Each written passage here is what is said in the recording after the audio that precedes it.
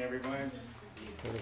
One of the most important tools that a person can use today in our lives today, even as Christians, is counseling. And counseling involves a minimum of at least two people. And of course, it helps us to solve problems, and it helps us to make wise decisions. And so that's why people go for counseling. And according to WordNet, this is an internet search engine or internet search where you can pick up words called WordNet Search 3.0. It says counseling is defined as something that provides direction, advice to a course of action. A counselor guides, directs, and clarifies a circumstance or a situation in order to assist a person in making an important decision in their life or to solve a problem. So my goal in this speech is to give you 4 points on how to effectively counsel other people. And I want to ask this question first. So why is it important to counsel people? Or why is counseling really important? Well, you know, Proverbs 11:14 says, "Where no counsel is, the people fall. But in the multitude of counselors, there is safety." So there's like this safety net when we get counseling. And even there's this, you feel pretty good when you're giving counseling if you have the wisdom and you have the experience to be able to counsel other people. And by the way, we as Christians, we actually do have that. So let me give you my 4 points, and then we're going to go more specifically what, amplify what that means, these points. Okay, the first point is to listen actively to the person that you are counseling. Okay, I'm just going to state the points, and then we're going to go back, and I'm going to go through them again and give more detail. Second point, assess the problem or the challenge that is occurring in the person's life. Third, present all the choices that are available to the person that you're counseling. And 4, support the decision that the person has made as a result of your counseling. Okay, so we'll go back now to the first point.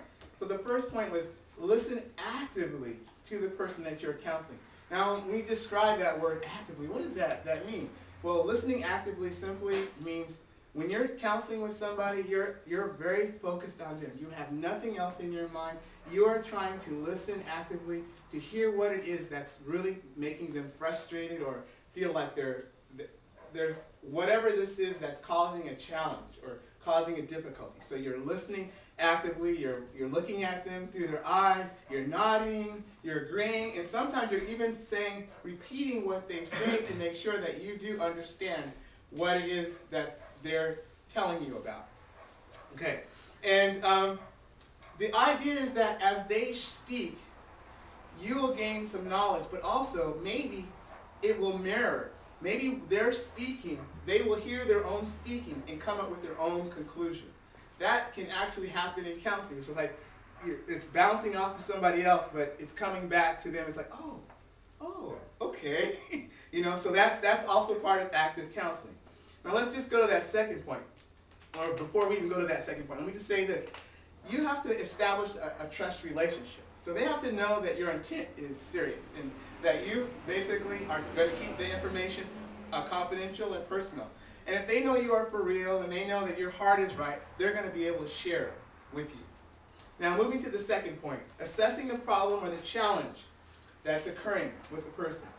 So it's like you're diagnosing what is causing a problem, what is causing the difficulty. For example, when I was first going to college, I wasn't sure whether I want to live at home or should I live on campus.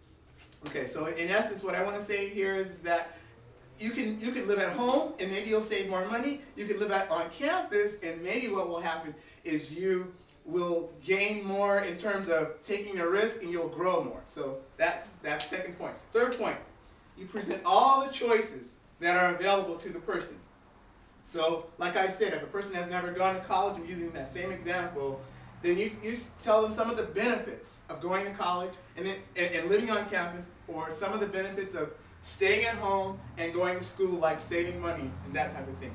And then going to point number 4, supporting the decision that the person has made. You could say something like this: well, I know that must have been a difficult decision for you to decide to go to college and live on campus, but I really applaud you. I really congratulate you for making that decision and sticking with it. Now, I want to tell you an actual story that happened, very short example. When I graduated from ambassador, I worked for 7 years before I decided to go back to school. But I noticed as I got closer to that decision that I was going to make, I was getting frustrated because I was working up in the trees as a arborist. And I was noticing that, well, I went to Ambassador College and I'm really unsure what I want to do. And so I said to myself, this is really conflicting. It's really tough.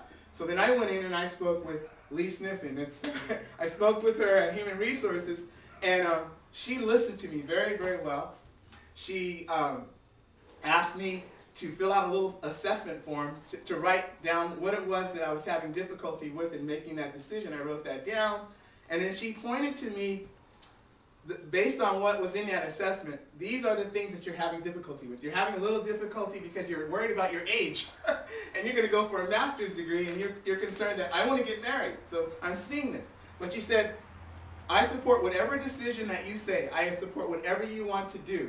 And so I decided I'm going to go for my master's degree. So there is an example. So remember, effective counseling involves active listening. It involves assessing or diagnosing the problem. It involves presenting all the choices. And lastly, it involves supporting the decision that the person makes.